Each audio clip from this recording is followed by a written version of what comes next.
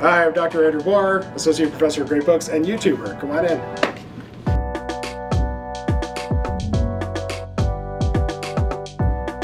I guess it starts with an idea.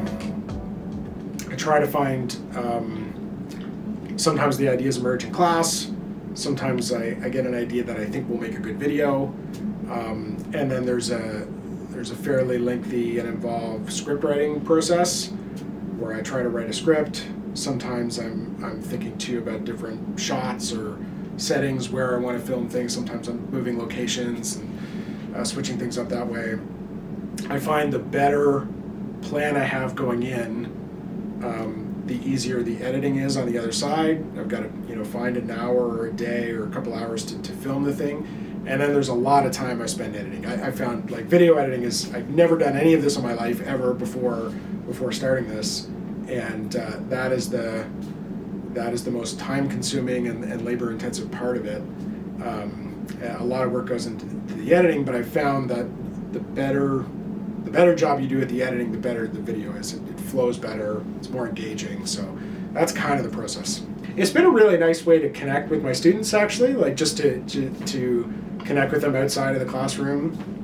And a lot of the videos I make emerge from our class discussions. I often make videos about the things we're studying in class, so it allows us to kind of carry on that conversation, or they become kind of resources for students, so they can kind of almost like lecture notes or something. They can go back and revisit those things.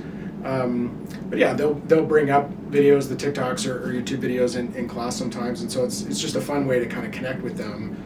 And I hope it's useful for them. And it's also, I've heard from people who graduated too, that it's a way for them to kind of keep in touch or to remember stuff we studied in the class and kind of reconnect that way. So that's really great. The liberal arts, we're always real in a way. We're always talking about human life, right? Like everything we study and everything we teach is really about how to live in the world as human beings.